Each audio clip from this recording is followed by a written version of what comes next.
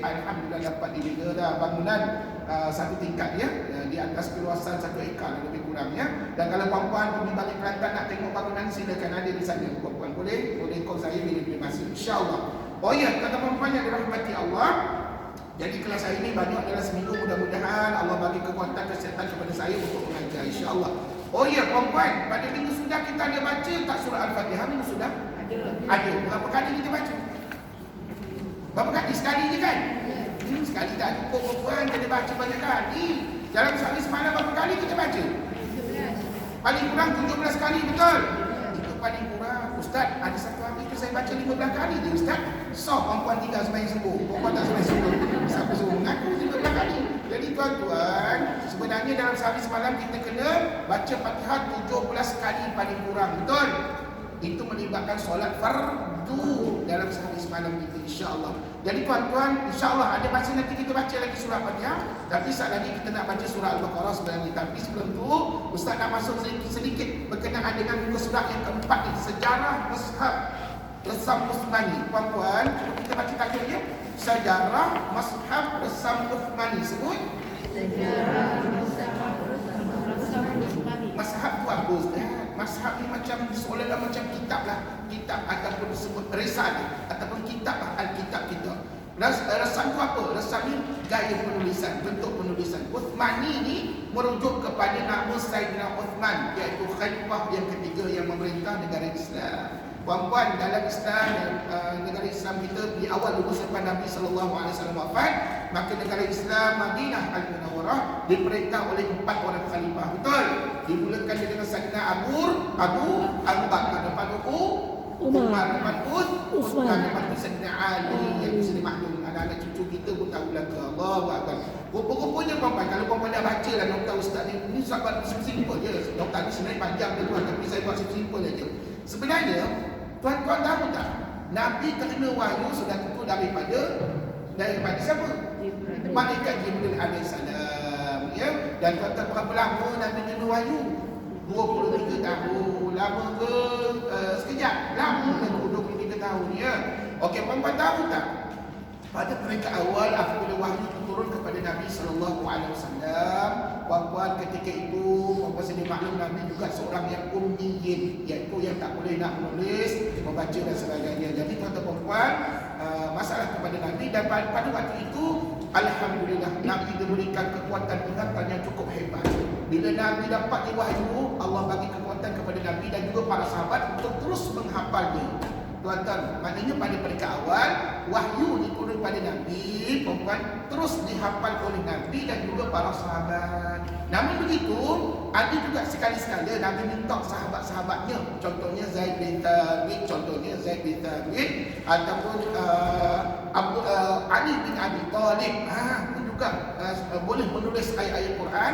Maka diminta kepada oleh Nabi SAW untuk menyalin apa yang Nabi terima daripada Allah Subhanahu Wa Taala.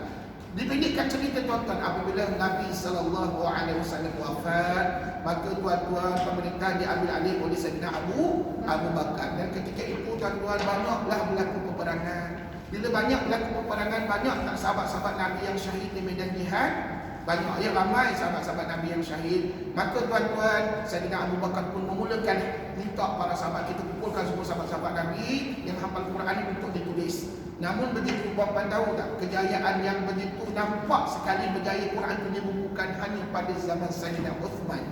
Itu sebab Al-Quran hari ini dinamakan Al-Quran Resam Uthmani. Uthmani itu merujuk kepada nama Sayyidina Uthman bin Affan, khalifah yang ketiga memerintah negara Islam. Jadi pada waktu zaman Sayyidina Uthman dah Quran itu berjaya dibukukan, dan pada waktu itu hanya dapat 6 aja naskah, 6 saja mushaf. Sekarang hari ini tuan-tuan pergilah negara mana-mana pun, senang tak dapat Quran. Senang ada berlaku kan, dekat hotel, dekat mana-mana ada berlaku tuan-tuan. Allahu Akbar. Hari ini banyak semua Quran, tapi pada zaman dulu, pada zaman Sayyidina Uthman hanya ada 6 naskah sahaja, tak banyak tuan-tuan. Jadi 6 naskah ni lah yang dirujuk oleh umat Islam ketika itu untuk rujukan mereka. Jadi tuan-tuan perempuan yang dirahmati Allah, itu sebab hari ini yang tuan-tuan nak baca sekarang ni, Quran yang tuan-tuan baca ni adalah Quran yang mana gaya penulisannya diambil pada zaman Sayyidina Uthman bin Affan. Dan tuan-tuan, kalau nak cerita perlu cara nak menulis ayat Quran ni, puan-puan pergilah museum Al-Quran dekat Putrajaya sana, itu ada museum Quran kan. Puan-puan tengoklah, tanya dengan mungkin apakah bentuk-bentuk penulisan yang ada pada waktu ini. Dan hari ini Quran hari ini tuan-tuan canggih, bukan sekadar kita tampak dalam buku, dekat handphone pun boleh baca Quran, betul tak? Cuma saya nak pesan ni, siapa yang rajin baca Quran kat handphone tu, pastikan dia punya sistem ataupun dia punya dia punya apa tu, dia punya aplikasi dia tu tuan-tuan tutup semasa masuk tandas. Sebab apa? Dikuatiri dengan tengah dalam tandas tu berbunyi pula ayat Quran, maka mendatangkan dosa kepada kita. Tuan-tuan berhati-hati ya, kalau siapa yang rajin buka ayat Quran melalui handphone dah. Okey dah tuan-tuan dan puan yang dirahmati Allah. Habis tu ustaz, pada zaman dulu, pada zaman kecil-kecil dulu, Quran Nusakh Uthmani juga ke? Tidak. Pada zaman dulu Quran itu namanya Quran Majid. Cuba sebut Quran Majid. Quran Majid.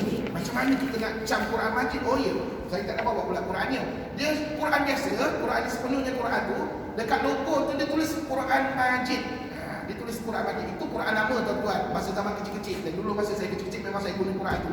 Masa tu Quran Nusakh Uthmani belum ada tersebar banyak lagi. Masa tu Quran Majid.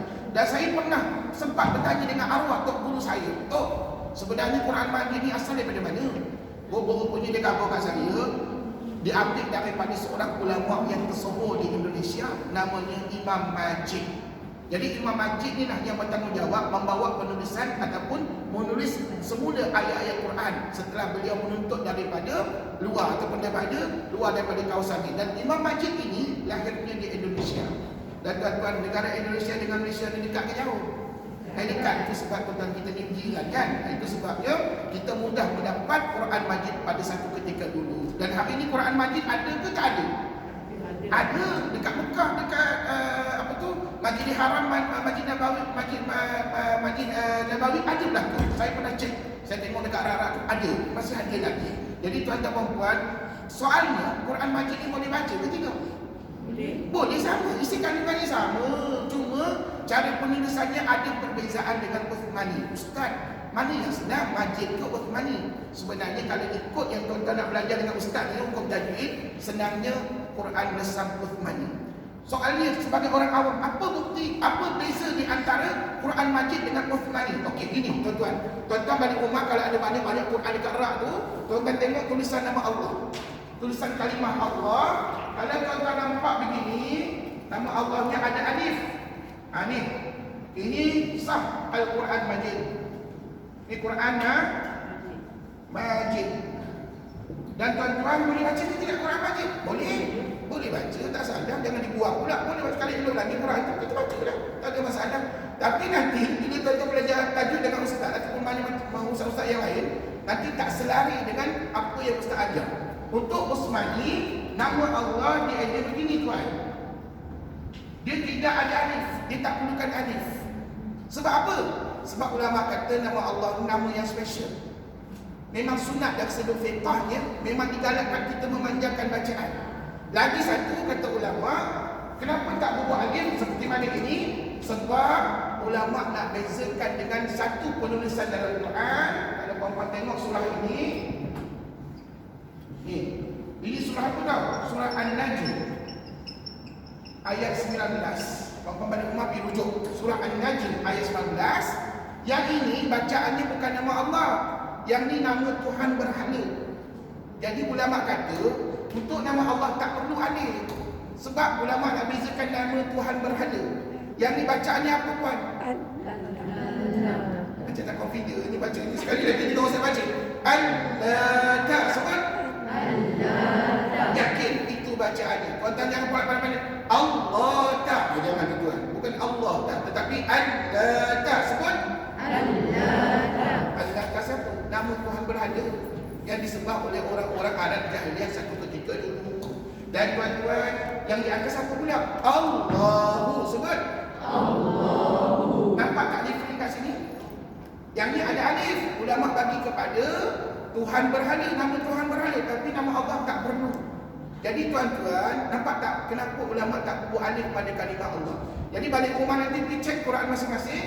Kalau nama Allah tak ada alif, macam ni maka sah. Quran tu namanya Nusakh Uthmani.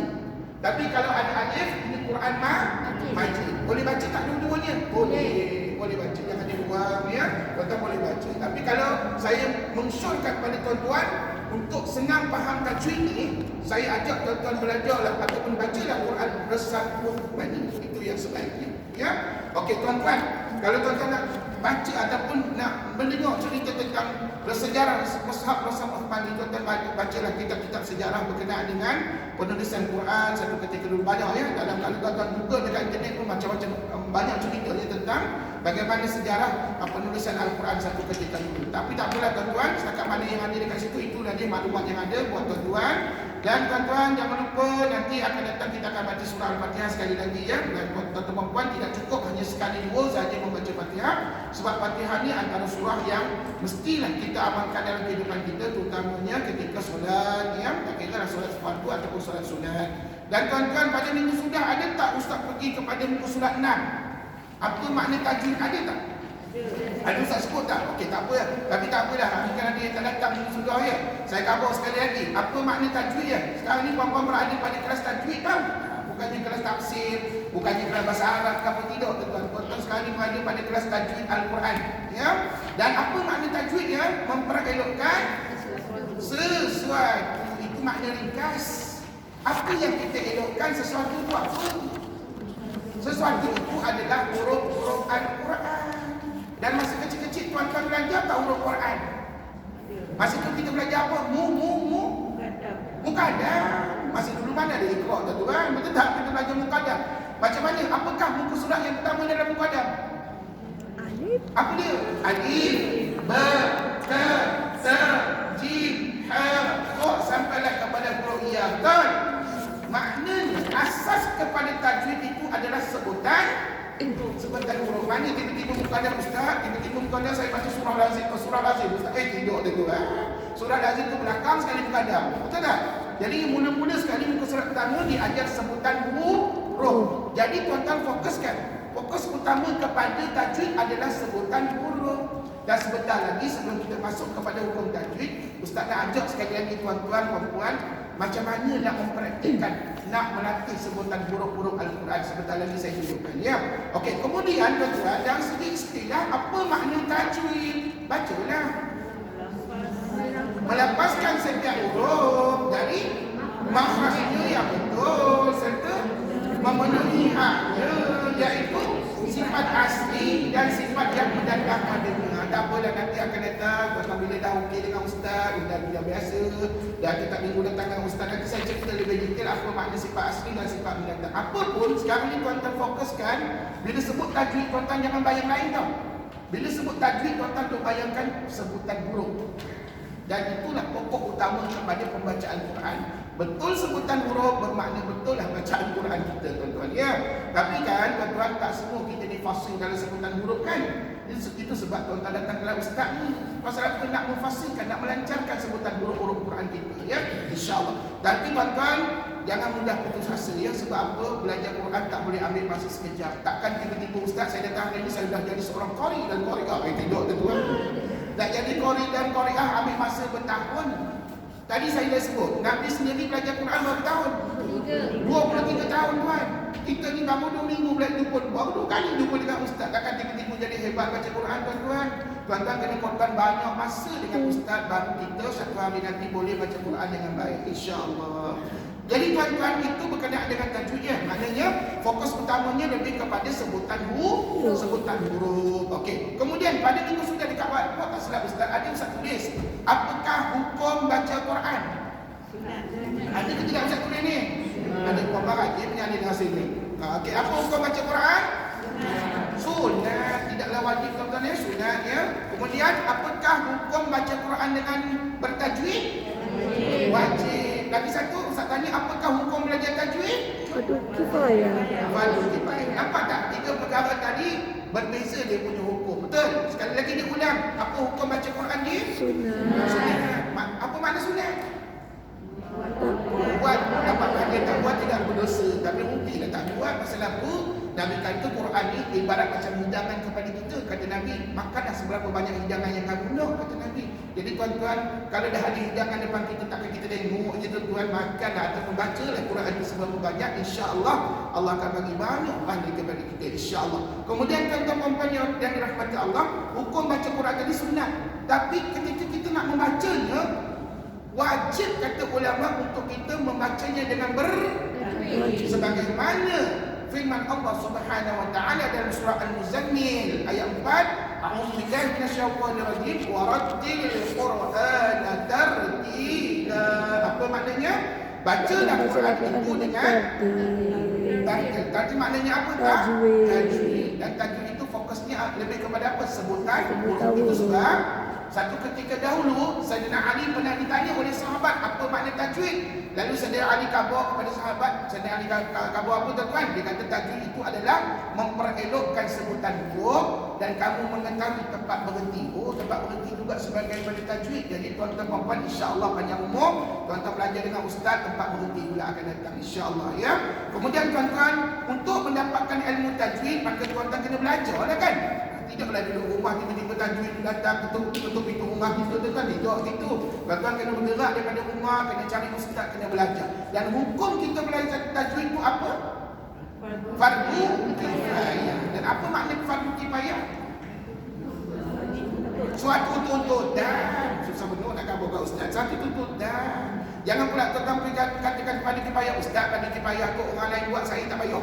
Jangan buat ya. Fardu kifayah ni maknanya satu tuntutan ataupun galakan kepada kita. Mudah-mudahan kita menyahut seruan Allah Subhanahu wa taala untuk belajar tajwid dan kita satu hari nanti menjadi umat Nabi sallallahu alaihi wasallam yang lahir dengan ilmu tajwid. Okey, tuan-tuan puan-puan, kemudian ustaz ada sebut tak berkenaan dengan rukun bacaan Quran itu sudah? Ada?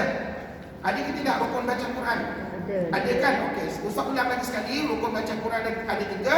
Yang pertama, bacaan itu mesti mempunyai sanad yang sahih. Sanad ni maksudnya sumber rujukan yang sahih. Dan tuan-tuan, sekarang ni tuan-tuan sedang belajar dengan saya kan? Dan tuan-tuan, kalau nak tahu background saya, tuan-tuan tengok buku tadi ustaz. Daripada mana saya ni, asal usulnya pada mana, latar belakang background saya, pendidikan saya, tuan-tuan tengok dekat buku tadi ustaz. Dan seperti mana yang saya maklumkan pada minggu sudah, saya mempunyai tauliah untuk mengajar, alhamdulillah sudah diiktiraf. Jadi tuan-tuan, maknanya nak mengajar Quran tak boleh sembarangan. Dia kena ada tauliah yang disahkan oleh Jabatan Agama Negeri masing-masing. Nah, alhamdulillah. Jadi tuan-tuan sudah mendapat sanad yang sahih ke tidak tu? Iyalah, sebab tuan-tuan belajar dengan ustaz, dengan guru yang telah diiktiraf. Jadi tuan-tuan, ini namanya sanad yang sahih, sumber rujukan yang sahih daripada saya. Tuan-tuan, yang kedua, bertepatan dengan bahasa Arab. Quran itu pun dalam bahasa Arab. Walaupun kita bukan orang Arab, ustaz saya orang Terengganu, ustaz saya orang Kelantan dan sebagainya, tetapi bila baca Quran, tuan-tuan kena ikut lajah Arab. Apa beza lajah Arab dengan lajah Melayu? Ada bezanya tuan-tuan. Tuan-tuan tahu tak?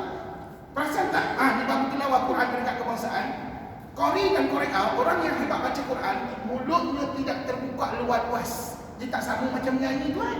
Kalau menyanyi pun nganga lagi luas, mulut pun lagi bagus. Itu orang menyanyi. Sekarang ni nak baca Quran, cuba tengok mulut saya.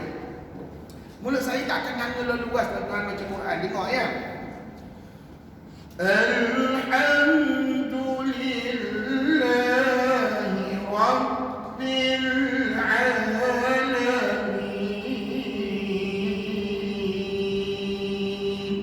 Nampak mulut saya? Adakah saya nganga luas? Tidak, saya buka sekadar yang boleh sahaja. Ini ciri-ciri bacaan yang bertepatan dengan bahasa Arab. Betul, kalau bahasa Arab macam mana ustaz? Alhamdulillahi Rabbil Alamin. Sebut bil pun jadi bel. Perempuan nampak? Yang itu bukan bahasa Arab. Jadi tuan-tuan, nak menguasai bahasa Arab, masa baca Quran tuan-tuan, kita kena berburu. Tengok mulut ustaz tuan-tuan. Masa ustaz baca, tuan-tuan tengok dalam mulut saya ni, tuan-tuan macam mana sengit ke depan lidah saya ni, macam mana tuan-tuan kena perhatikan ya, insya-Allah. Dan terima kasihlah kepada sahabat kita yang merakam ustaz mengajar ni. Alhamdulillah, nanti kita hantar pada tuan-tuan perempuan insya-Allah. Dan satu lagi guys, yang terakhir, bertepatan dengan gunakan bahasa, dengan menggunakan Al-Quran Asam Uthmani. Jadi Quran yang kita pakai ni betul lah ni, kita sedang menggunakan Quran Asam Uthmani. Maka cukup 3 syarat itu, maka itu namanya rukun bacaan Al-Quran. Kemudian adab ketika baca Quran kita perempuan bacalah sendiri, kita dah dewasa tuan-tuan ya, boleh baca sendiri di rumah. Kemudian diikuti dalam surat 7 kelebihan baca Quran, itu juga tuan-tuan baca sendiri. Tapi kalau tak faham, ada soalan nak tanya, boleh tanya dengan ustaz bila-bila masa.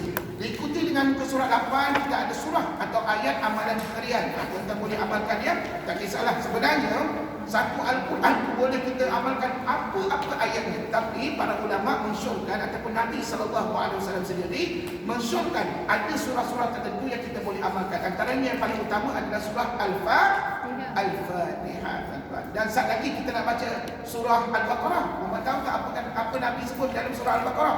Nabi kata barang siapa yang membaca surah Al-Baqarah di dalam rumahnya, maka akan dihindarkan daripada segala musibah ataupun hasutan iblis dan syaitan. Jadi tuan-tuan, kadang-kadang kita tak tenang duduk rumah kita kan pasal apa? Kita rasa, ya Allah, rasa seram lah Ustaz, rasa macam ada orang ikut saya lah Ustaz. Tuan-tuan cuba buka ataupun sendiri baca Quran, baca surah Al-Baqarah. InsyaAllah Allah akan lindungi rumah kita daripada segala musibah ataupun perkara yang tak elok berlaku. Ini antara disebutlah oleh Nabi berkenaan dengan surah Al-Baqarah.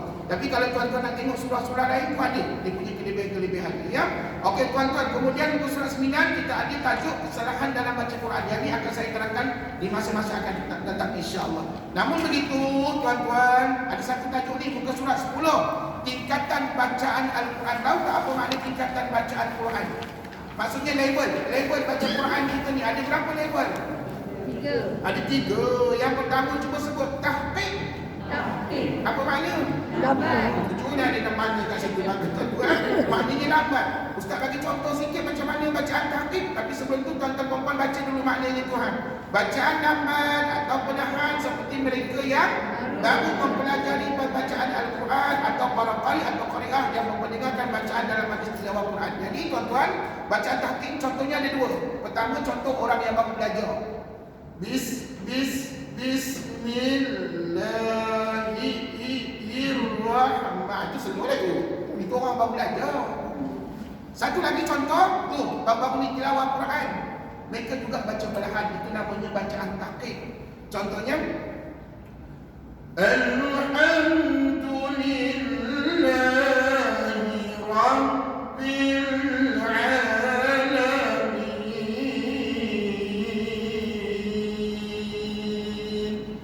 Perlahan tak saya baca? Perlahan. Suara saya kuat. Suara memang kuat. Tetapi bacaan saya, intonasi saya itu perlahan. Itu namanya bacaan tahqiq. Faham contoh tuan-tuan yang dirahmati Allah? Satu. Yang kedua, tajwid. Tajwid ni maknanya bacaan apa? Sederhana. Yang ni contohnya senang aja. Bacaan yang sederhana atau pertengahan, iaitu antara bacaan tahqiq dan hadar, seperti bacaan imam ketika solat fardu ataupun bacaan guru Al-Quran ketika di dalam kelas. Saya lagi Ustaz nak baca Quran, tuan-tuan dengar dan ikut. Itu namanya bacaan tajwid. Ataupun tuan-tuan biasa kalau solat berjemaah, imam baca macam mana? Solat subuh, maghrib dan isyak kita dengar imam baca kan? Contohnya Bismillahirrahmanirrahim. Alhamdulillahi Rabbil Alamin. Ar-Rahmanir-Rahim. Itu contohnya bacaan tajwid pertengahan. Nak kata lambat tidak, nak kata cepat sangat pun tidak. Tengah-tengah. Okey, last kali yang ketiga. Namanya bacaan hadar, iaitu laju. Yang biasa kita dengar qari dan qari'ah yang menghafal Quran. Alhamdulillah anak saya 2 orang tu sedang menghafal Quran. Dah khatam dah pasal dia yang sekolah kita ke tempat dekat sekolah mendengar agama Kuala Lumpur sedang menghafal, dan saya dikabarkan dia sampai juzuk 23 dah. Alhamdulillah, Allahu akbar. Dan saya dengar dia baca tuan-tuan laju. Lepas subuh ataupun sebelum subuh dia dah baca dah hafal Quran dah. Laju bacaan dia tuan-tuan. Alhamdulillahilladzi anzala ala 'abdihi al-kitaba wa lam yaj'al lahu 'iwaja qayyiban liyunzira ba'san shadidan min ladunhu wa yubashshiral mu'minin alladhina ya'maluna as-salihati anna lahum ajran hasana. Itu bacaan laju. Itu namanya bacaan hadar. Ustaz tak boleh kau orang hafal Quran baca perlahan, tak boleh ke tuan. Kalau baca perlahan gambarnya lambat nak hafal ke tuan ya. Orang mana hafal Quran dia kena baca laju baru dia boleh cepat menghafal Quran. Allahu akbar. Dan saya nak ucap tahniah lah kepada anak-anak tuan-tuan, cucu-cucu tuan-tuan yang mana yang boleh berjaya menghafal Quran. Allahu Akbar. Kita ni umur berapa tuan-tuan sekarang ni? Mungkin 60, mungkin 40, 50, 70 dan sebagainya. Sampai hari ini tuan-tuan terusahkan Al-Quran, satu Al-Quran. Kadang-kadang surah Al-Azim pun tak lepas Ustaz. Allahu Akbar. Surah Al-Azim daripada surah Al-Duha sampai An-Nas tu lebih kurang ada 21 surah ataupun 22 surah tuan-tuan. Kadang-kadang ada juga surah yang kita belum hafal lagi kan. Allahu Akbar. Jadi tuan-tuan tepuk dada tanya. Tepuk tanya selera tu nak makan tuan-tuan. Tepuk dada tanya iman. Tanya iman kita tuan-tuan sejauh mana? Ya Allah, mana saya dengan Allah Ustaz? Umur saya 60 tahun sampai sekarang saya tak hafal lagi juzuk amma, saya tak hafal lagi surah Al-Azim. Ustaz, malu saya dengan Allah. Macam mana saya nak jumpa dengan Allah Subhanahu Wa Taala? Jadi tuan-tuan, ada masa lagi tahu sebelum kita menghembuskan nafas terakhir, maka tuan-tuan balik rumah pergi baca Quran dan hafallah setakat mana yang kita mampu. Terutamanya surah Al-Azim. Bukan apa nak bawa dalam solat. Takkan dalam solat tu inna a'taina wal asri, inna a'taina wal asri. Kalau lah malaikat tu boleh bersembang lagi tu, kamu ni tak ada surah lain kita baca. Zuhur inna a'taina, asar inna a'taina, maghrib pun inna a'taina juga. Paling tidak kamu tambah dengan qul Allah pula kat situ. Allahu Akbar. Kata perempuan yang dirahmati Allah, malaikat kalau boleh sembang begini mesti ditegur kita tuan. Allahu Akbar. Jadi ginilah sah bacaannya. Baca apa surah pun sah dalam solat. Contohnya, Ustaz, satu hari itu saya nak baca gini. Ustaz, lepas baca Fatihah saya nak baca Bismillahirrahmanirrahim. Nun. Allahu Akbar. Sah tak saya kata? Sah tak? Sah. Siapa kata tak sah? Sah. Sebab apa? Nun tu salah satu daripada huruf Al-Quran. Sah. Cuma tuan-tuan jangan meja pula N-U-N. Kalau sebut N-U-N memang membatal sebayang kita tuan-tuan. Jadi dipilihkan cerita, maknanya apa saja ayat Quran boleh kita baca dalam apa tu solat kita. Betul? Tapi tak kala kita baca surah yang sama, kita ambil 20 tahun hidup surah sama je. Tukar-tukar ada surah lain. Kalau solat subuh baca surah Al-Duha, baca surah Alam Nashrah, ataupun kalau pandai masa solat subuh Jumaat tu bacalah surah Al-Kahfi yang ayat Ustaz baca Alhamdulillahilladzi, bacalah ayat 1 sampai 5 ke sampai 10 ke tuan-tuan. Mudah-mudahan kita menjadi umat Nabi sallallahu alaihi wasallam yang dapat hidup bersama dengan Nabi sallallahu alaihi wasallam nanti dalam syurga Allah Subhanahu wa taala. Amin. Tuan-tuan, apapun ketiga-tiga bacaan tadi sekali lagi diulang, tahqiq, sebutlah tahqiq, takwil, hadar. Kata ulama, ketiga-tiga bacaan itu mesti disertakan bersamanya dengan tartil. Dengan apa? Tartil maknanya tajwid. Faham? Maknanya perempuan nak baca perlahan ke, nak baca sederhana ke, nak baca laju ke, mesti kena jaga tajwid. Sebab hukum baca Quran dengan tajwid adalah wajib. Setakat ni okey ke?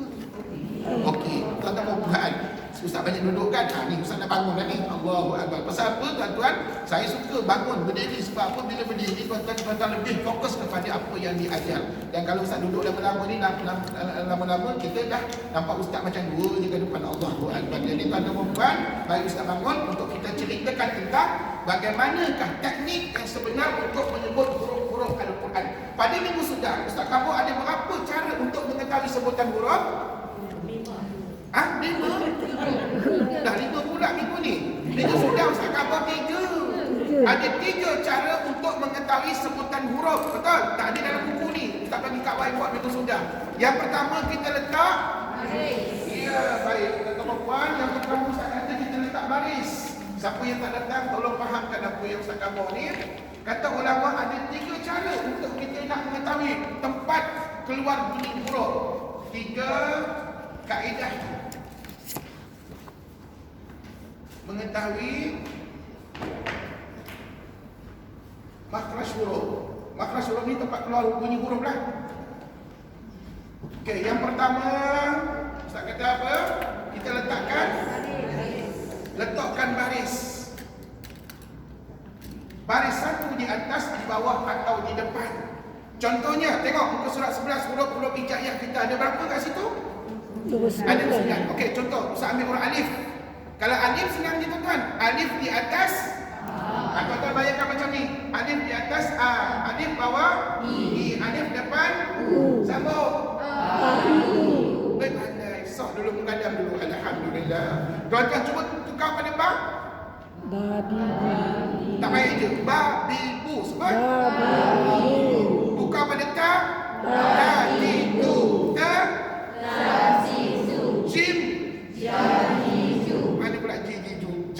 Jajiju. Perempuan Ustaz Biko salah tadi baca. Allahu Akbar. Ha pedas macam mana?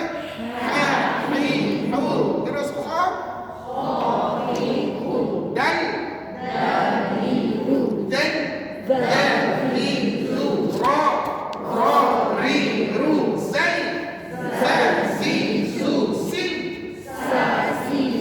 shin, sha, shi, shu, sada, ضاد طا ظا عين غين فا Masya Allah qaf. Kenapa saya dengar kaf pula dia bunyi? Qaf di atas qa ni huruf yang tebal, huruf istilah.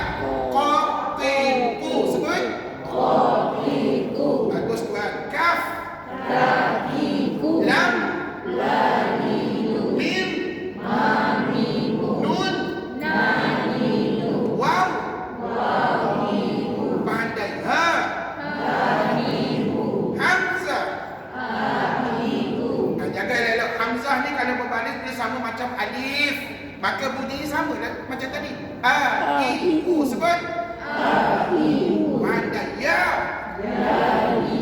Masya Allah. Sah tuan-tuan perempuan ni memang dah lepas mukadam satu ketika dulu. Alhamdulillah. Tuan-tuan ingat tak masa kecil-kecil dulu? Allah garang, masa saya garang tuan.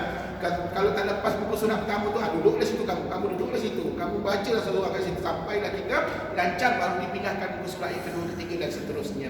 Jadi tuan-tuan faham ke tidak? Ini teknik yang pertama ya untuk kita mengetahui makas huruf. Yang kedua, kata ulama kita letakkan tanda mati. Letakkan tanda mati ataupun sukun. Contohnya kalau alif yang mati macam mana? Dia kena ada huruf lain bantu dia. Contohnya ba sebut ba, bukan mim ma, bukan jim ja, bukan dal da. Jadi kata perasan tak bila sebut ma, ba, ma, ja, da, perempuan dengar tak ada bunyi a kat ujung tu. Masa a tu tuan-tuan buat apa? Masa sebut a tadi bukan pasal panjang tuan-tuan, kita tanya mulut. Buka tak mulut. Pasal pakai mask pun tak nampak mulut tuan-tuan buka. Tapi tuan-tuan nampak tak mulut saya buka. Tengok. Saya nganga mulut kan. Tapi nganga mulut jangan luas-luas. Siapa luas maka itu tak ada lahjah Arab. Orang Arab ataupun orang yang membaca Quran dengan lahjah Arab, mulutnya tak terbuka luas. Tengok mulut saya. Ba, ma, ja, da. Jangan tuan-tuan. Ustaz saya nak baca ni. Ba, ma, ja, betul. Sila-sila dah masuk mulut kita. Jadi tuan-tuan jaga ya. Kalau nak tahu lahjah Arab dengan bukan lahjah Arab, tuan-tuan tengok mulut. Mulut jangan buka luas. Kalau buka luas maka itu bukan lahjah Arab dalam baca Quran ya. Okey, ini kalau huruf alif. Kalau huruf ba macam mana? Kalau huruf ba contohnya ini tuan. Ni saya tunjuk contohnya, nanti balik rumah tuan-tuan boleh buat sendiri. Okey. Begini. Okey, ikut ustaz ya.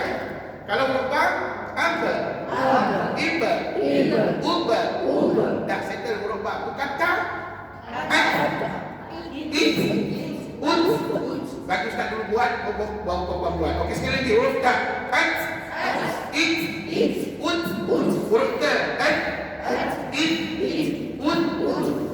ta dengan ta ada beza tak? Ada. Walaupun kedua-duanya guna hujung lidah, tapi kalau ta je hujung lidah kita keluar sikit kena pada gigi kecil. Tengok saya bunyikan ta. Tak nampak lah. Dan perempuan jangan pula keluarkan semua lidah kita keluar menunjukkan huruf ta. Tidak. Dia sedikit sahaja. One more. Itu ta. Huruf jim. Anja. Uja. Pada huruf ha. Abdas. Dengar Ustaz baca. Kat sini di tengah-tengah kelompok. Dia ada kedengaran bunyi hampir terlepas udara. Nanti tuan-tuan belajar satu-satu dengan ustaz dan bab sifat huruf akan datang. Okey, huruf berikutnya kha. Atas kelompok dia macam ada bunyi ke hak. Kata arwah guru saya, Allah yarham Tasri Hasan Nazari, itu antara guru saya. Dulu dia kata seolah-olah kamu nak keluar ke hak, tapi jangan sampai keluar ke hak. Dia kata, kamu buat begini. If. Itu. Okey, huruf dal teruskan. Ada. Ida. Uda. Ada huruf dal. An. In. Un. Rupa-rupanya dalam banyak-banyak huruf Quran ada huruf yang statusnya adik-beradik. Contohnya dal dengan ta. Di atas dal ada apa? Dia ta tadi kan? Kalau ta macam mana? Tengok saya baca. An. In. Un. Itu ta kan? Kalau dal. An. In. Un. Sama tak? Sama tak? Apa dah tak sama? Sama dah bahasanya. Apa habis tu Ustaz, kalau dah sama apa bezanya Ustaz? Bezanya nanti pada sifat. Nanti tuan-tuan belajar dah dengan Ustaz sifat huruf. Bila nak belajar Ustaz lambat lagi tahap 4. Lepas tu ada insya-Allah. Panjang umur belajar dah dengan Ustaz nanti insya-Allah. Ya, okey tak apa. Sekarang ni kata ulama, dari segi makhraj, tempat keluar bunyi tak dengan dal mesti sama. Dia guna hujung lidah tahan pada gigi kacip. Cuba kita sebut huruf dal tadi. An. In. Un. Cuba sebut ta pula. An. In. Un. Sama je. Dan ini yang Ustaz kata mereka ni adik-beradik. Okey, Ustaz teruskan Ustaz. Huruf ra pula tengok. Au. Ir. Tu dia bergetar ya, hujung lidah kita getarkan. Maka itulah sebutan ra. Huruf zain. Az. Is. Us. Sin. As. Is. Us. Shin. Ash. Ish. Us.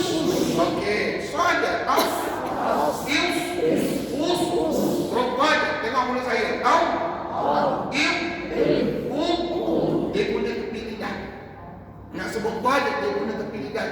Di mana tepi lidah kita tolak ke kiri atau kanan pada gigi. Gigi. Ni apa ni? Gigi geraham. Tentu atas ni gigi geraham dah kita. Betul. Jadi tuan-tuan sebutan gigi kan. Tengok. Au. Im. Itu dia.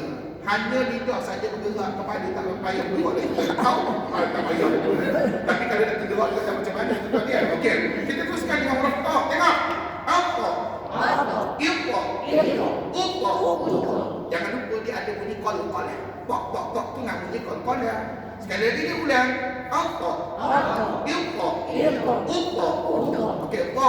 Au. Huruf ain. Iya. Huruf ain. Huruf fa. If. Huruf qaf. Apa? Iqqa. Huruf kaf. Ak. Ik. Bagus. Huruf lam. An. Il. Un. Min. Am. In.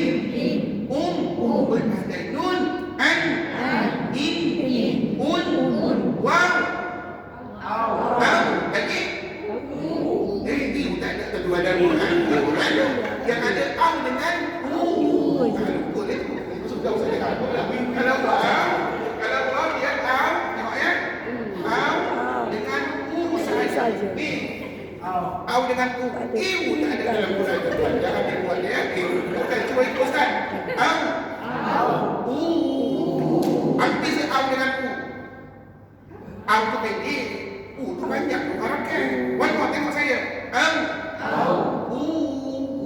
apapun sebutan waw dia guna bibir kita dimuncungkan maka sebutan waw lah tu. Okey, seterusnya huruf ha. Tengok huruf ha. I. Dia guna bawah kerongkong hampir ke rongga dia. Huruf hamzah yang mati I. Jangan sampai ke dalam sangat bunyinya. Jangan sampai bunyi ain pula tuan-tuan. Hamzah ni macam kita sebut nama mak kita. Kalau kita panggil mak macam mana? Mak. Betul? Takkanlah balik rumah. Mak. Takkan gitu. Mak saja betul. Tak sampai mak. Kamu ni kenapa sebut panggil mak macam lari sebab tak ada dengan Ustaz Dino. Tuan-tuan, itu kalau saya kata itu maknanya Ustaz kata hamzah ni sama macam huruf K. Bila kita sebut mak, M-A-K macam tu kan? Jadi berbalik kepada hamzah ikut Ustaz. I. Itulah bunyinya. Ya, jangan sampai dan jangan sampai terlampau ringan. Ibu jadi iu pula jadi bunyinya. Yang perempuan kena berhati-hati dia pertengahan antara ibu dengan bunyi ain di situ. Kena tengok. Dan yang terakhir ya, ai.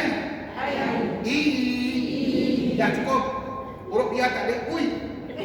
Ai tak ada. Ya tak ada ui. Dia ai dengan Ya ada dua saja. I dengan I. Okey, baik tuan-tuan. Kesemua contoh yang sebagainya ini adalah huruf yang kita letak tanda mati. Dan yang terakhir, kata ulama, letakkan sabdu pada dia. Letakkan tanda sabdu. Contohnya, alif ada sabdu ke dalam Al-Quran? Alif tak ada sabdu dalam Quran, tuan-tuan. Yang ada sabdu huruf ba. Ba ada sabdu. Contohnya begini. Ni tengok Ustaz buat ni.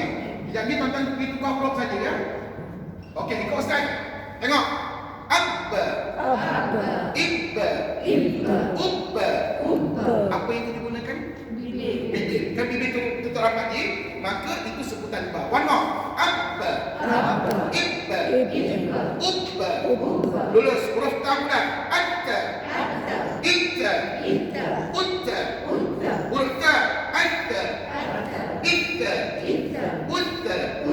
Ni contoh Ustaz dah bagi. Ustaz lagi Papa tukar dah huruf ni ya kepada huruf yang lain. Okey. Teruskan huruf jim. Ajja. Ijja. Ujja. Habdas. Ahad. Ihad. Uhad. Huruf kha. Akha. Ikha. Ukha. Dan adda. Idda. Udda. Zal pula. Adda. Idda. Udda. Ra. Arra. Irra. Urra. Zaid. Azza. Izza. Uzza. Sin. Assa. Issa. Ussa. Shin. Asha. Isha. Usha. Sad. Assa. Issa. Ussa. Dad. Adda. Idda. Udda. Ta. Atta. Idda. Utta. Fa. Adda. Idda. Udda. Huruf ain. A'a. Sekali lagi tengok. A'a.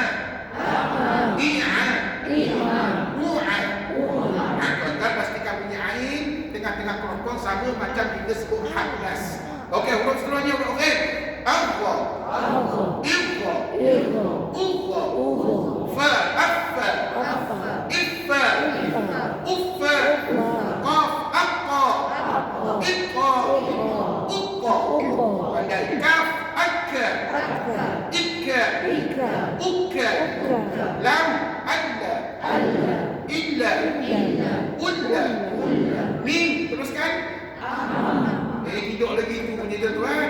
Mim kalau satu dia kerana ada dengung. Amma. Sebut. Sah tuan-tuan. Lupa lah tu hukum wajibul gunah. Setiap mim bersatu kena dengung. Wajib dengungnya. Amma. Sebut. Macam kita tuan. Amma. Lepas tu imma. Sebut. Umma. Sebut. Ada bunyi sengau tak ni? Sengau tu namanya bunyi dengung yang keluar ikut pangkal hidung. Mesti ada pada mim. Mana sampai huruf mim, jangan tuan-tuan lagi macam huruf-huruf yang lain. Jangan tuan-tuan baca amma, imam, ummah. Jangan gitu tu kan. Dia kena baca amma. Sebut. Imma. Sebut. Ummah. Sebut. Pandai. Begitu juga dengan huruf nun. Anna. Sebut. Inna. Unna. Sebut. Apa beza mim dengan nun? Mim tadi tutup bibir, nun tak payah guna bibir. Nak sebut nun hanya guna hujung lidah. Itu bezanya. Tapi persamaannya apa? Dua-duanya kena bunyi dengung, kena bunyi runat pada sebutan. Seterusnya huruf waw macam mana? Mana mana disebut pula? Awwa. Lagi uwa. Dia ada awwa dalam Quran, dia ada awwa dengan uwa. Ya, awwa dengan uwa. Okey, kemudian huruf ha dhamir aha. Iya. Uha. Hamzah? Hamzah satu? Tak ada satu. Mana ada? Kalau ada, tunjuk kat Ustaz nanti Ustaz bagi hadiah. Tak ada. Hamzah satu tak ada dalam Quran. Yang Hamzah yang ada tu baris dekat mati aja. Satu tak ada. Jangan pergi baca iba. Agak cerita di Quran ya. Jadi tuan-tuan nampak, belajar kena guru baru kita tahu itu ada tak ada dalam Quran. Jadi yang ada jangan dikubur, jangan dibunyikan. Okey, ya, terakhir. Ya, macam mana? Ayya. Iya. Ada cukup. Iya tak ada dalam Quran ni. Ayya dengan iya saja. Jadi tuan-tuan, nampak tak buat masa ni gambaran bagaimana kita nak tahu sebutan huruf. Kata ulama, kamu buat tiga perkara ni. Sama ada letak baris, letak tanda mati ataupun letak sabdu pada dia. Setakat ni ada apa-apa nak tanya tak? Setelah tuan-tuan diperkenalkan dengan kaedah begini, barulah kita masuk kepada hukum yang sebenar tajwid kita, iaitu tajwid tahap 1 nun mati dan tanwin pada muka surat 18. Ustaz, sebelum muka surat 18 tu banyak benda-benda yang Ustaz nak cerita pun tak apa. Iaitu kemudian Ustaz cerita. Sebab apa, kalau saya cerita sekarang tak cukup masa, nanti tuan-tuan nak belajar.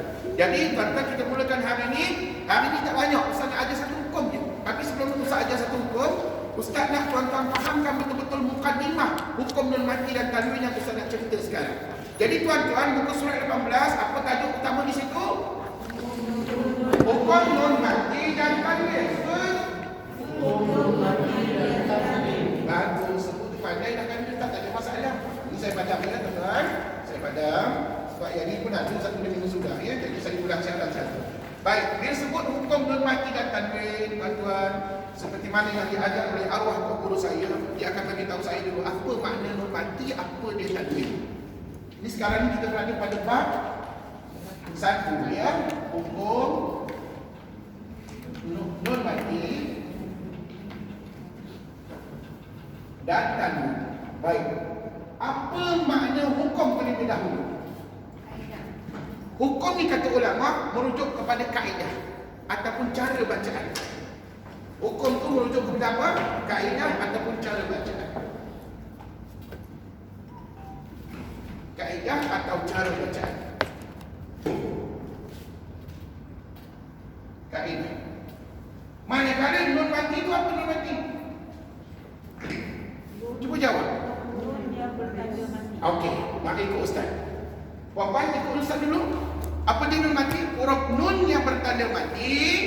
Nun yang bertanda mati. Sama ada matinya nampak atau tidak nampak pada tulisan. Dah salih. Tuan-tuan, nun mati itu apa? Huruf nun yang bertanda mati. Sama ada nampak atau tidak nampak matinya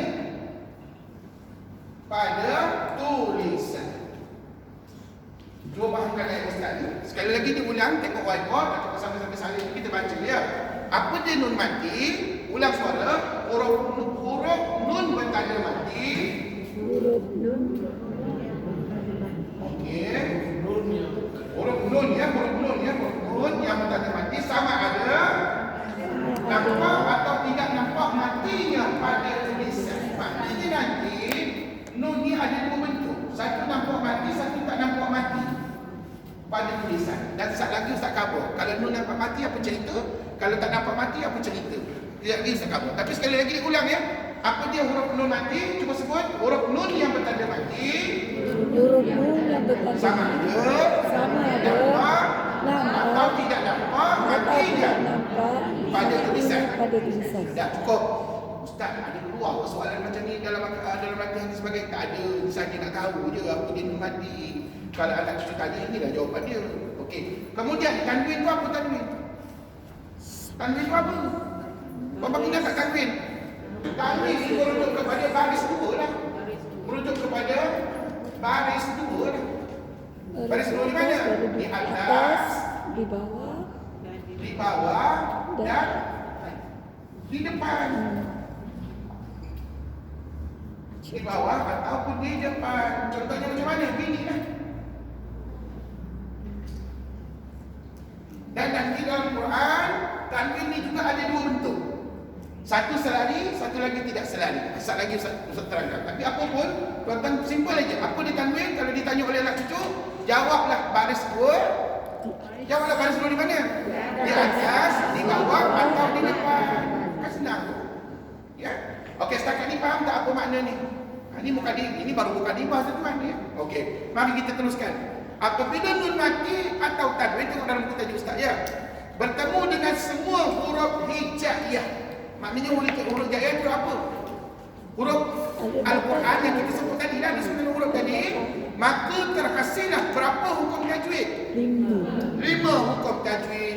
Namun begitu tuan-tuan, sebelum kita sebutkan 5 hukum tajwid, tuan-tuan kena baca dulu statement Ustaz. Terdapat 2 keadaan, nun mati dan tanwin dalam Al-Quran Resam Uthmani.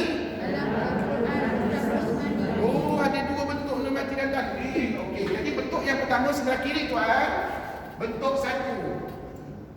Bentuk 1. Nunnya macam mana? Nunnya kosong aja macam ni. Ni. Jadi kalau tuan-tuan nampak nun macam ni, tuan-tuan nak gambar nun apa ni? Nun mati. Kaburlah nun mati. Jangan tuan-tuan nun senyap, Ustaz tak tahu nun mati. Nun mati lah tuan-tuan. Ini nama dia nun mati. Cuma matinya tak nampak pada tulisan. Okey. Tuan-tuan, sekali lagi ini apa namanya? Nun mati. Nun mati. Tandanya macam mana? Tengok dalam buku tajuk Ustaz. Baris 2 di atas berselang. Berselang tu maknanya tidak selari lah. Ya. Tidak selari begini, baris 2 di bawah pun tidak selari. Tetapi baris 2 di hadapannya selari, bentuk 99. Nampak? Tuan-tuan, selama ni kita baca Quran inilah bentuknya. Sama ada kita perasan tidak, mungkin selama ni kita bahasa pasal tu, tuan-tuan tidak belajar tajwid secara formal seperti mana hari ini. Jadi hari ini saya tunjukkan bentuk tanwin macam mana, baris 2 di atas di bawahnya berselang ataupun tidak selari, baris 2 di hadapannya selari. Okey, kata ulama apa?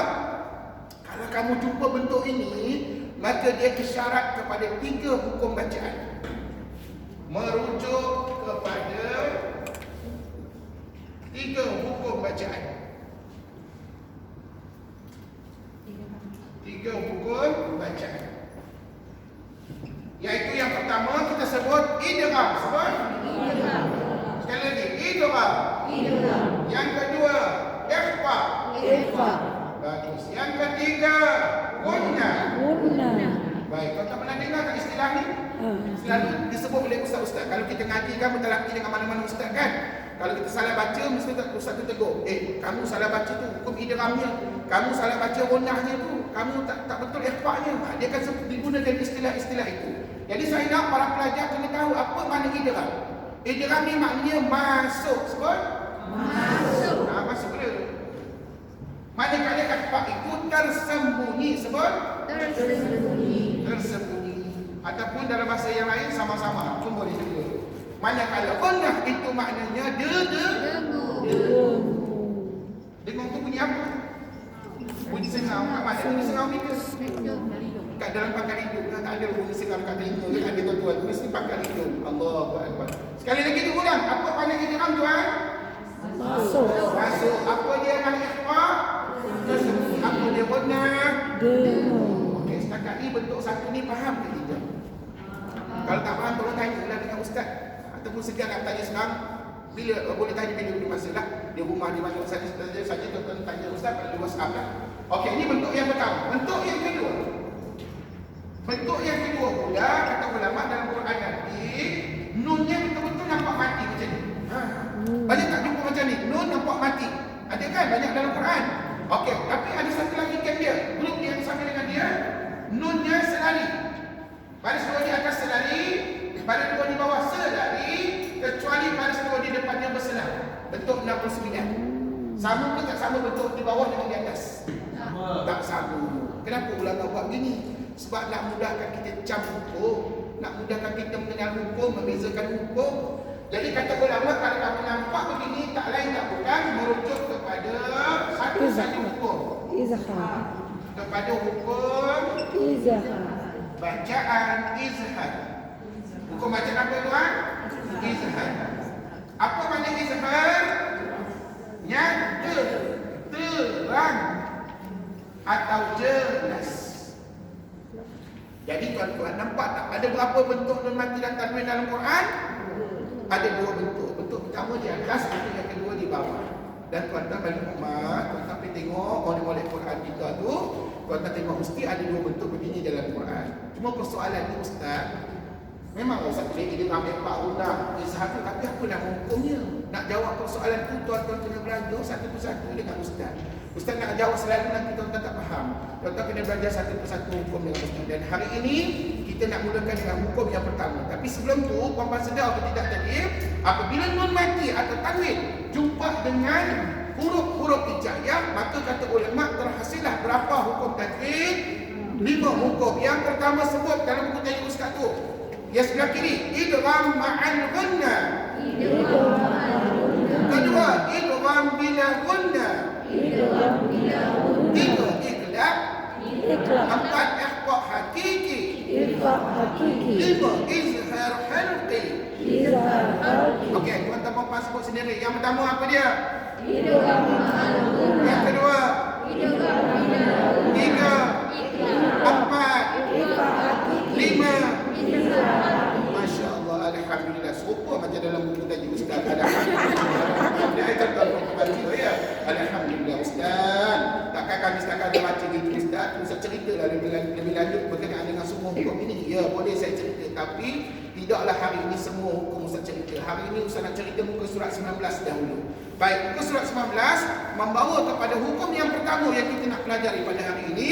Kita sebut dengan namanya idgham ma'al ghunna. Sebut idgham ma'al ghunna. Jadi hukum yang pertama idgham ma'al ghunna. Baik. Biasanya setiap hukum tajwid ustaz akan bagi terjemahan apa makna hukum itu. Jadi senang tuan-tuan puan kalau anak cucu tanya kita tahu nak jawab macam mana. Idgham maknanya masuk. Ma'al ghunna serta dengung ataupun bersama dengung. Boleh juga. Jadi idgham ma'al ghunna maknanya masuk serta dengung. Ya? Dah ada tahu ustaz ya. Kemudian sikap yang paling penting, yang pertama kata ulama, cara nak mengenalinya.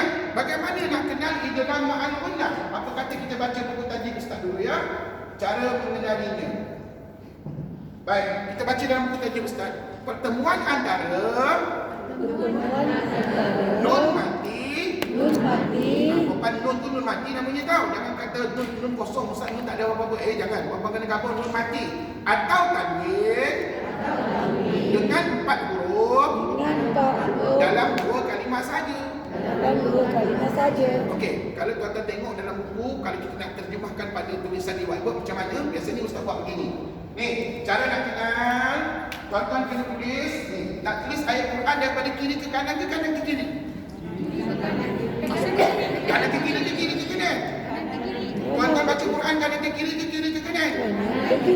Asal betul lah bacaannya. Siapa baca Quran saya baca Quran kiri ke kanan, maka terbaliklah bacaan tuan. Dia kena kanan ke kiri. Maka kat sini cara nak kenalnya, tengok ni. Apabila nun mati, nun mati atau tanwin. Tanwinnya buat begini, berselang.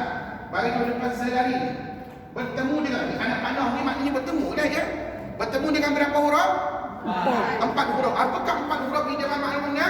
Ya, waw, mim, nun. Bagus. Puan-puan tulislah ya, waw. Tengok ni.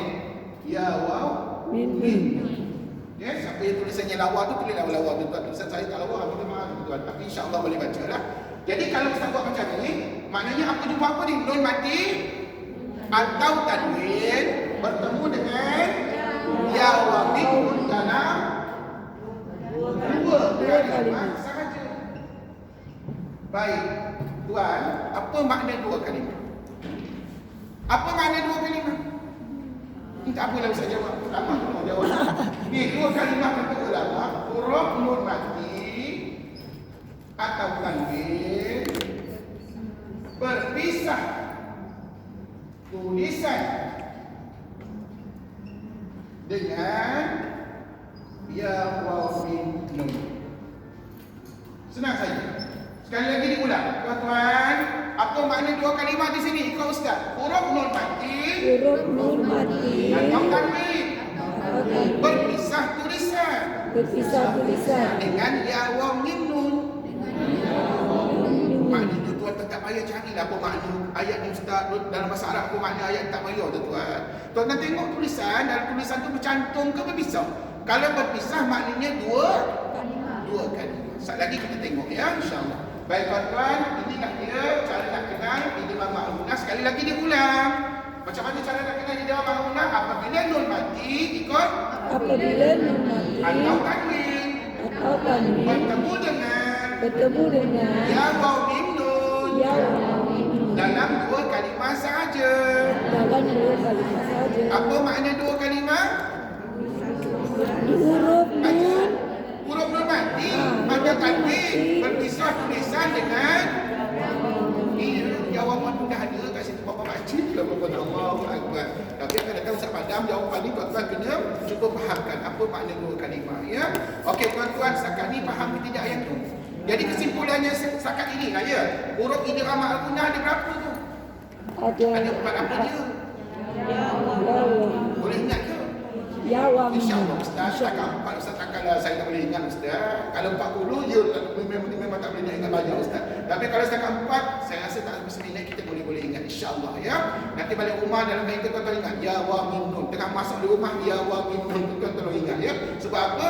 Dengan mengingat huruf ini nanti senang tuan-tuan nak ajar anak cucu di rumah. Ya, insyaAllah. Okey, sekarang step yang ketiga, kaedah bacaan. Ini mustahak tuan-tuan. Bagaimanakah kaedah bacaan? Kaedah bacaan. Macam mana nak baca idgham al-gunah?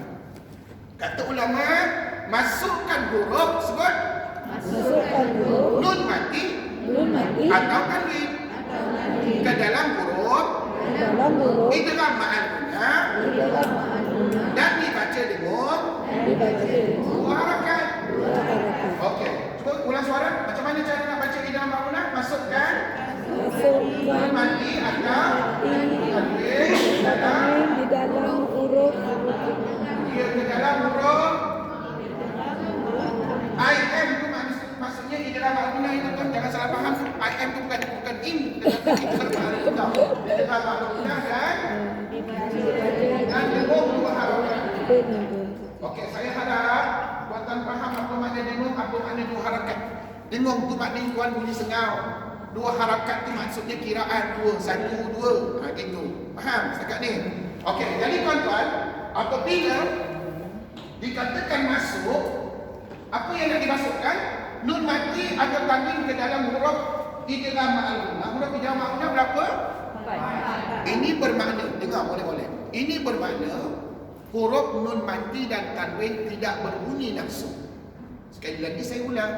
Apabila dikatakan masukkan nun mati ke dalam, atau tanwin ke dalam huruf idgham al-gunah, ini bermakna huruf nun mati dan tanwin nak baca ke tidak? Sekali lagi nak baca ke tidak? Tak payah baca, yang baca huruf apa? Huruf idgham al-gunah. Yang ya wa mim nun itu yang kita baca. Sambil-sambil kita baca, kita kena dengung dua harakat. Baik, kita terus kepada contohnya. Okey, contohnya bagaimana? Contohnya kita buat begini. Ini dua kalimah. Okey, saya akan bagi contoh lain selain daripada buku dulu ya, supaya tuan-tuan lebih memahami dengan mudah. Okey, contoh yang pertama berkaitan ini. Kat sini saya tunjukkan nun mati. Kat sini saya tunjuk tanwin. Okey, tuan. Tengok ya perkataan ni. Okey. Cuba ikut Ustaz baca. Tunjuk jari sama-sama. Man yasha. Sebut. Man yasha. Apa jumpa apa kat sini? Nun mati jumpa dengan dia. Apa nampak dia bercantum ke berpisah? berpisah. Maka tu namanya dua Harakat. Apa dua harakat pula? Dua kalimah. Kalimah, okey. Ya, saya rasa sini kena ada rotan macam ni. Kalau rasa ini namanya dua kalimah. Bukannya dua harakat.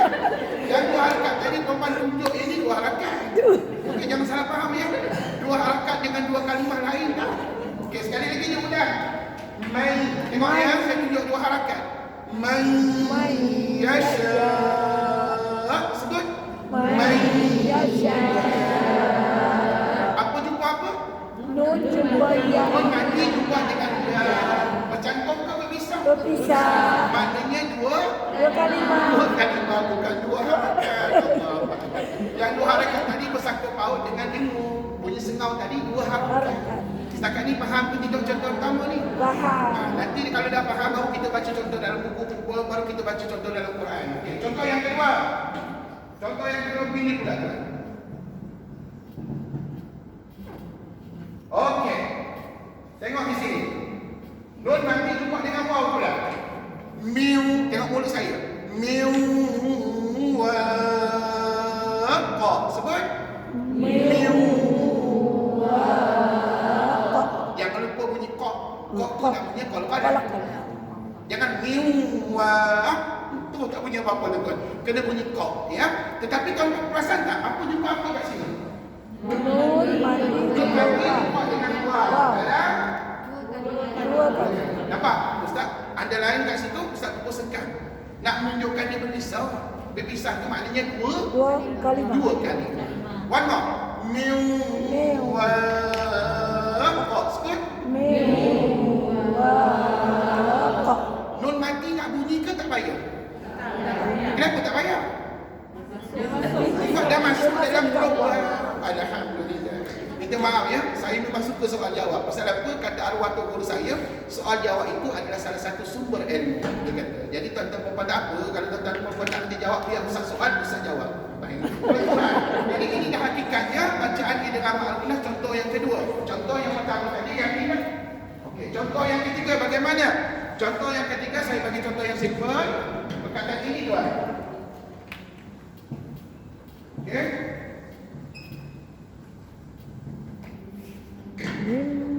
Mimma. Sebut. Mimma. Mim, tutup bibir. Mimma. Sebut. Mimma. Apa jumpa apa ni? Nun Nun mati. mati Jumpa dengan mim. Dalam dua kali. dua kali. Nampak Ustaz Gubur sengkang tu maknanya dua kali. Mana tu? Dia tak bercantum kan? Maka ni namanya idgham al-ghunah. Dan sat lagi, tuan-tuan nak baca nun mati ke nak baca mim sabdu? Mim sabdu. Nun mati tu tak payah baca sebab dah masuk ke dalam huruf mim. Jadi kalau anak cucu baca begini salah. Min dibaca min. Min ma salah. Walaupun dia boleh dengung tapi salah cara bacaannya sebab dia membunyikan nun mati. Hakikat sebenarnya dia tak boleh bunyi nun mati kat sini. One more. Min ma. Sebut. Mimma. Satu lagi yang terakhir. Contoh yang terakhir.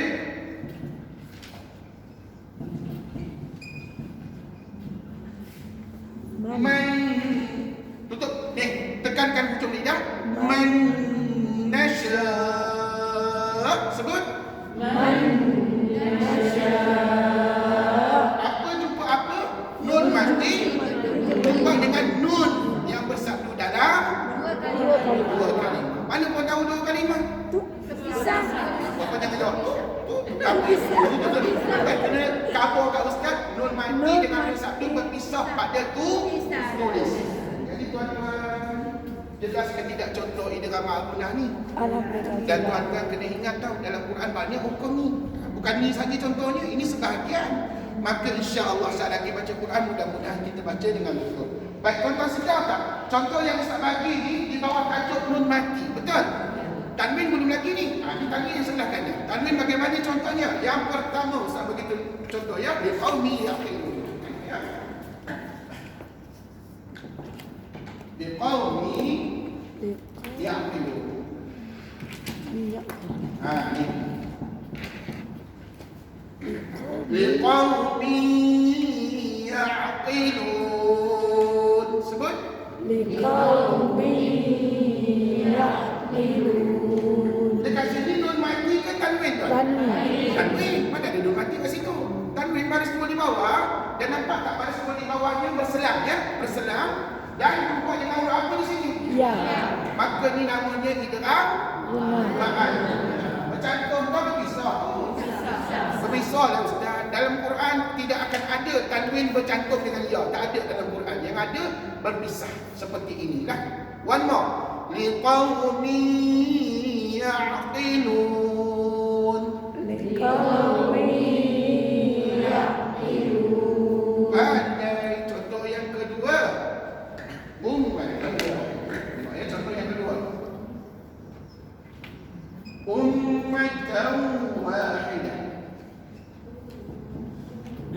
sekali ya Ustaz.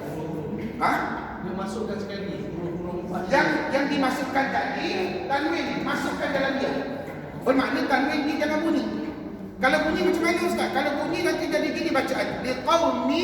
Liqaumin yaqilun saya. Dia kena masuk terus. Liqaumi masuk dalam dia. Maknanya tanwin tak bunyi langsung. So hujungnya bunyi ya lah. Apa dia? Hujung-hujungnya bunyi ya. Ya, betul ya sebab kita sini huruf ya. Kalau ya lah kalau sengaja huruf waw maka bunyinya huruf waw lah. Gitu kan? Bergantung apa huruf yang dijumpa. Cuba yang ini tengok saya baca. Ummatan wahidah. Sebut. Ummatan wahidah.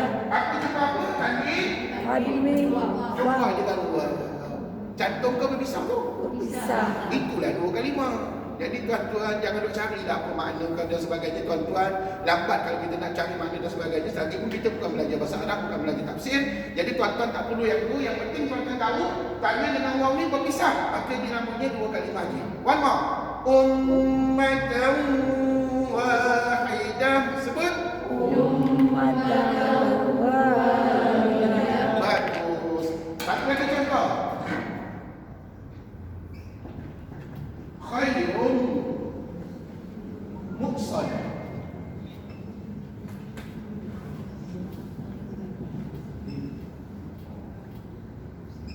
Okey, tuan-tuan tengok contoh di sini. Tanwin jumpa dengan mim mudah. Khairun tutup bibir sebab dah sebut mim kena tutup bibir. Khairun muqsad. Sebut. Khairun muqsad. Apa bertemu apa? Tanwin campur dengan mim. Dalam dua kalimah. Inilah namanya idgham. Ataupun Ustaz biasa sebut dengan nama pendeknya IM tu idgham maklum guna. Dia tertuan. Allahu Akbar. Setakat contoh yang setakat ni okey ke? Okey, satu lagi contoh last sebelum kita baca Quran.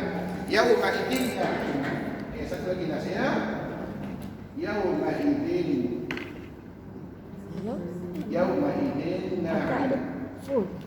Yauma idzin na'im. Tak payah, agak nanti kakak tulis lagi susah nak. Okey. Nampak di sini tanwin jumpa dengan nun pula. Yauma idzin na'imah. Sebut.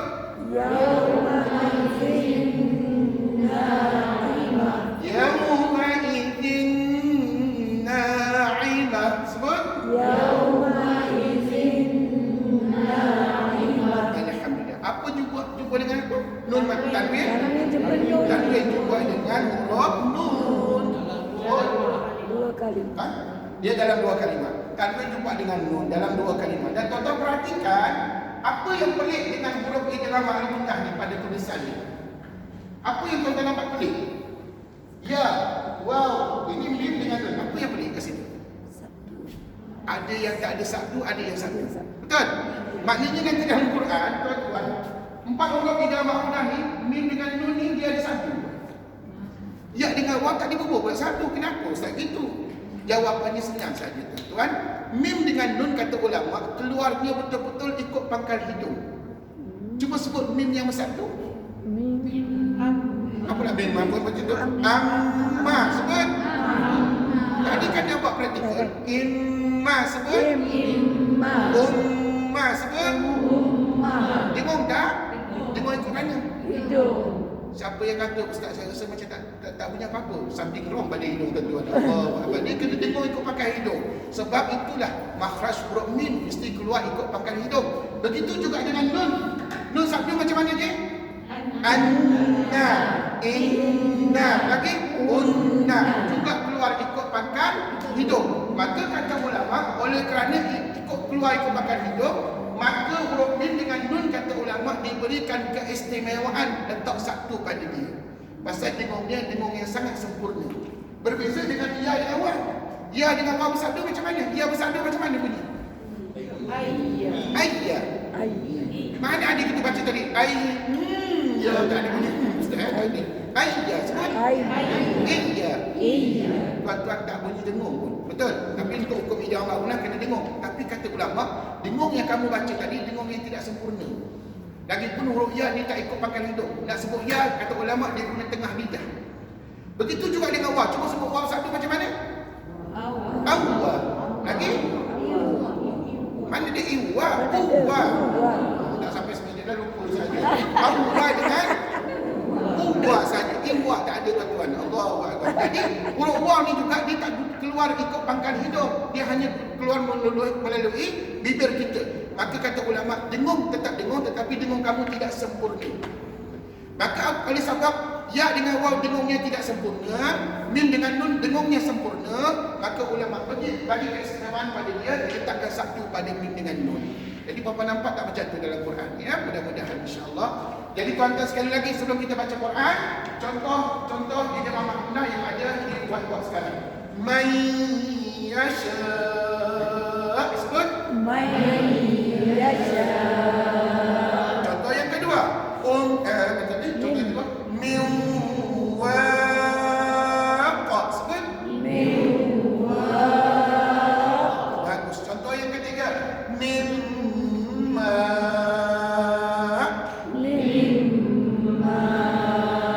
Contoh yang keempat. Man nasha.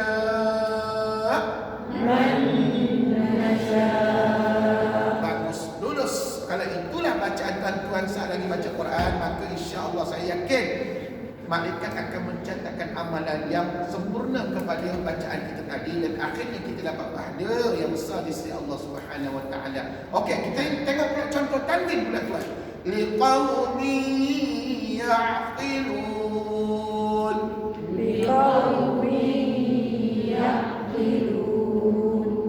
Contoh yang kedua, ummatan wahidah. Contoh yang ketiga, khairun muqsadah. Contoh yang keempat, yawma idzin na'imah.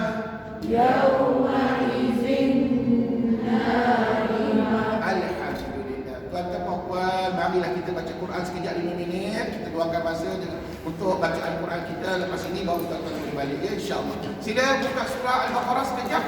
Sebab hari ini dah jadi dah. Tuan-tuan kena baca sedikit surah Al-Baqarah. Walaupun sekadar 4-5 ayat, tapi tuan-tuan kena masuk juga surah Al-Baqarah. Jadi setiap pada minggu ni tuan-tuan akan bawa Quran kita jilid yang pertama sampailah khatam bacaan kita ya, insya-Allah khatam jilid yang pertama lah. Lepas tu nanti baru sambung jilid kedua sampailah jilid yang ke-10. Okey, ready? Kita baca surah Al-Baqarah. Surah Fatihah kita dah baca dulu sudah. Kita sambung surah Al-Baqarah ayat yang pertama. Okey, ready? Pastikan semua ada Quran masing-masing. Kalau tak ada boleh kongsi, share dengan kawan ataupun gunalah Quran sendiri dulu. Okey, kita biasa nak mulakan bacaan Quran, kita aman digalakkan membaca ataupun disunatkan membaca isti'azah. Isti'azah itu apa? A'udzu billahi minasy syaithanir rajim. A'udzu billahi minasy syaithanir rajim. Seterusnya juga kita disunatkan membaca bismillah. Bismillahirrahmanirrahim. Bismillahirrahmanirrahim. Baik, perhatikan ayat pertama surah Al-Baqarah. Alif Lam Mim. Alif Lam Mim. Apa yang tuan-tuan baca tadi tak ada kena-mengena dengan tajwid tahap 1 ataupun hukum yang kita belajar sekarang ni. Tak ada kena-mengena. Habis tu apa yang kena-mengena sekarang? Kena-mengena iaitu berkaitan dengan hukum mat. Bacaan panjang. Tuan-tuan tahu tak? Alif tadi berapa harakat? Enam. Kalau 6 saya akan baca gini tadi tuan. Panjang dulu bacaan saya tuan-tuan. Saya tak baca gitu. Saya baca alif macam mana? Alif. Ini bermakna alif sekadar satu harakat. Tengok saya baca.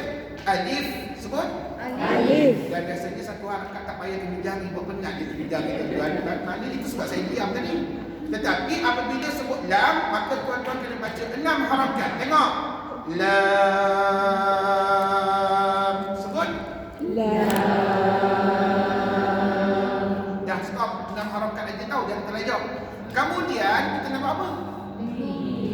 Nanti dulu sebelum bunyi mim, tuan-tuan kena bunyi ghunnah dulu. Ghunnah tu bunyi bengong. Macam mana? Kena tutup bibir. Sebut. Ya, 2 harakat aja, jangan lama. Kemudian baru sebut mim 6 harakat. Mim. Sebut. Mim. Tahniah. 6 campur 2 campur 6 berapa? Sudah 14 harakat, 1 nafas. Tengok saya baca. Alif tak payah kira. Alif lam mim. Sebut.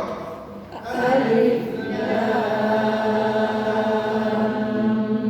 mim. Sekejap. Bunyi tu kurang jelas. Puan-puan kena bunyi 2 harakat. Sekali lagi saya ulang. Alif lam mim. Alif lam mim. Oleh kerana puan-puan majoriti pakai mask, maka tak nampak lah tu tutup bibir macam mana tadi. Tapi saya boleh bayangkan masa tuan-tuan sebut tadi kiraannya mesti 2 harakat. Last sekali. Sekali lagi kita kira, buat yang terbaik. Alif lam mim. Alif lam mim. Masya Allah. Tahniah tuan-tuan. Mudah-mudahan satu huruf yang kita baca tadi seperti mana yang Nabi sebut, maka dijadikan pahalanya 10 pahala kebajikan. Satu huruf. Berapa huruf kita baca tadi? Maka 30 pahala kebajikan kita dapat daripada Allah Subhanahu wa taala. Sambung. Dzalikal kitabu la raiba fihi. Dzalikal kitabu la raiba fihi. Hudan lil muttaqin. Hudan lil muttaqin. الذين يؤمنون بالغيب ويقيمون الصلاة. الذين يؤمنون بالغيب ويقيمون الصلاة. Berhenti. ويقيمون الصلاة ومما رزقناهم ينفقون. ويقيمون الصلاة ومما رزقناهم ينفقون. Setakat 3 ayat tadi tak jumpa pula idgham ma'al-ghunah. Teruskan ayat yang keempat. وَالَّذِينَ يُؤْمِنُونَ بِمَا أُنزِلَ إِلَيْكَ وَمَا أُنزِلَ مِن قَبْلِكَ. والذين يؤمنون بما أنزل إليك وما أنزل من قبلك. Stop. وَبِالْآخِرَةِ هُمْ يُوقِنُونَ. وبالآخرة هم يؤمنون. أولئك على هدى من ربهم. أولئك على هدى من ربهم. Baru jumpa satu idgham ma'al-ghunah, tuan-tuan tandakan nampak tak kalimah hudan min. Sebut. هدى من. Okey, good. Hudan min itu tandanya jumpa dengan min. Betul? Bukan tanda jumpa ya tau. Ustaz, kenapa ada ya kat situ? Dengar balik-balik. Itu sebab kita kena belajar banyak hukum tajwid tuan-tuan. Kalau tak boleh cukup 1-2 hukum. Sebenarnya ya dekat situ diletakkan untuk menunjukkan isyarat kepada hukum mad jika kita wakaf kalimah hudan. Kalau tuan-tuan berhenti hudan, bila-bila masa tuan-tuan berhenti, maka dibacaannya jadi huda. Maka ya itu diangkat sebagai huruf mad. Maka digunakanlah ya tu. Tapi tadi kita nak berhenti, kita sambung. Bila sambung, ya yang besar kosong tu tak guna langsung dalam bacaan. Jadi tuan-tuan anggap je lah. Jadi bacaannya hudan min rabbihim. Tanwin jumpa dengan min, bukan tanwin jumpa dengan ya. Tanwin jumpa dengan min. Kenapa bukan ya? Sebab ya itu huruf yang tak bertanda apa-apa. Yang bertanda berbaris adalah pada min. Dan puan-puan kena ingat, setiap huruf min mesti ada sabdu pada dia. Pasal hukumnya dengung yang cukup sempurna. Ulaika ala hudan min rabbihim.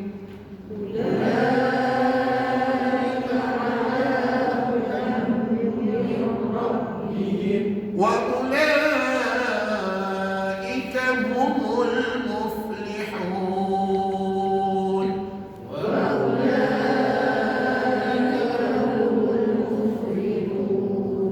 Sikit lagi. Innal ladina kafaru sawa'un 'alaihim a'anzartahum.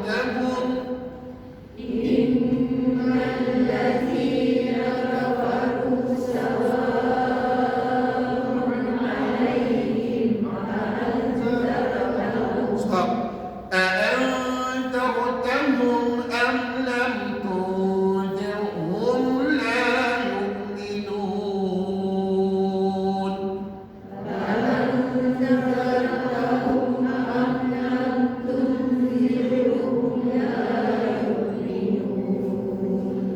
ختم الله على قلوبهم وعلى سمعهم.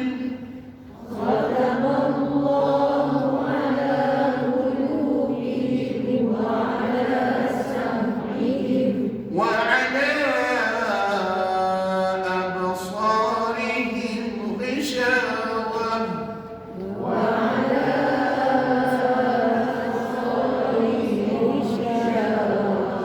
ولهم عذاب عظيم.